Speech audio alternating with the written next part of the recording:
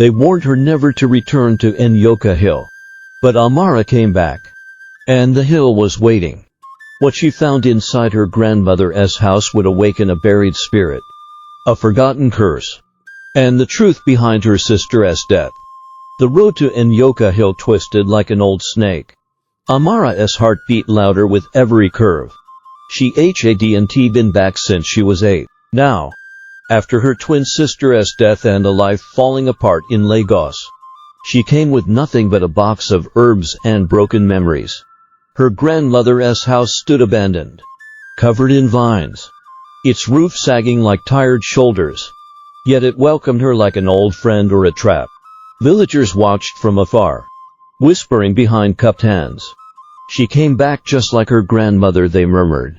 That night, Amara lit a candle and unpacked her herbs. A cool breeze swept in, even though the windows were shut. She turned, and in the flame's flicker, saw a woman's shadow on the wall, tall and angry. Amara dreamed of fire, of screaming, and awoke to the scent of burning herbs. Her dried sage had caught fire on its own. She extinguished it quickly. But the air was heavy. A low whisper rose from beneath the floorboards. You came back. Just like she promised. The voice was not her own, frightened but curious. Amara explored the cellar. Beneath a loose stone, she found charred bones wrapped in faded cloth. Her fingers trembled. A woman's name was stitched in red thread. Nguvu.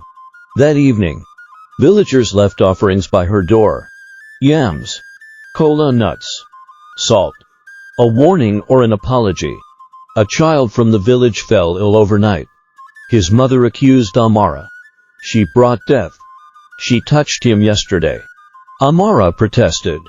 But fear clung to the villagers. That night, she sat in the house, tears drying on her cheeks.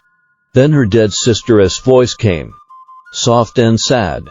You're in danger. She wants to live again through you. The house groaned in agreement. The next morning, Amara awoke to smoke again. But there was no fire. Only a mark on her door, drawn in ash. A spiral with thorns. An old woman from the village appeared at dusk. They used to burn witches with that mark, she whispered. Your grandmother was one, but she wasn't evil, just powerful. Then why the bones? Amara asked. The woman turned away. Because Nguvu was betrayed. She cursed this house before they threw her into the flames. Amara found her grandmother's journal buried under a loose floorboard. Pages filled with rituals, memories and warnings. One entry stood out. Nguvu was not wicked. She was wounded. The hill drank her pain. Now it lives through her. If my bloodline ever returns, she will awaken. The earth groaned beneath the house. Plants with no name bloomed by her window, black flowers with crimson veins. Amara knew then. She wasn't just a visitor. She was the final key to something much older, to uncover the truth. Amara prepared a mirror ritual from the journal. By candlelight, she spoke the words. Her reflection blurred, then cracked, revealing not her face, but that of a woman with burnt skin and glowing eyes. They stole my son, the woman hissed. They burned me for mourning. I cursed them. Now your blood will feed my name. The mirror shattered. Outside, thunder rumbled. On the hill, a child's laughter echoed in the dark. Following the sound, Amara ventured into the forest at dawn. There, beneath the baobab tree, stood a boy with silver eyes. I am not dead, he said, but not living. She keeps me here. He pointed to a stone ring half buried in moss. It pulsed with heat. She thought I was her son. But I was just like you, chosen. Before Amara could ask more, he vanished. And the trees began to weep blood. Sickness spread through the village. Crops withered.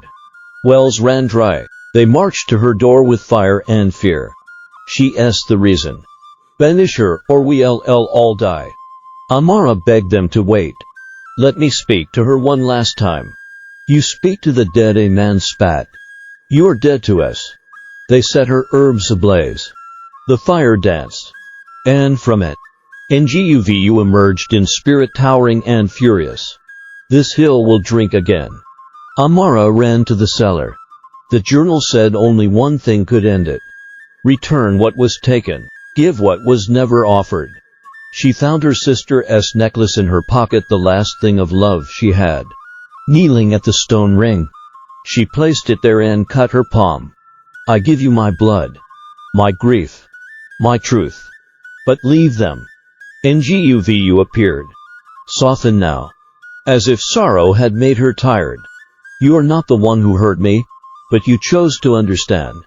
The earth swallowed the necklace. Silence. The hill quieted. The flowers withered. The spiral mark faded. The villagers returned in silence, shame in their eyes. Amara did not speak of forgiveness, but she did stay. She reopened the homestead as a healing house, just like her grandmother once did. Each morning, a black butterfly perched on her window. Each night, her sister's voice whispered, not in warning, but in peace. And from beneath the soil, Nyoka Hill finally slept. Nyoka Hill finally slept. But only because one woman was brave enough to face its pain. Would you have dared to stay?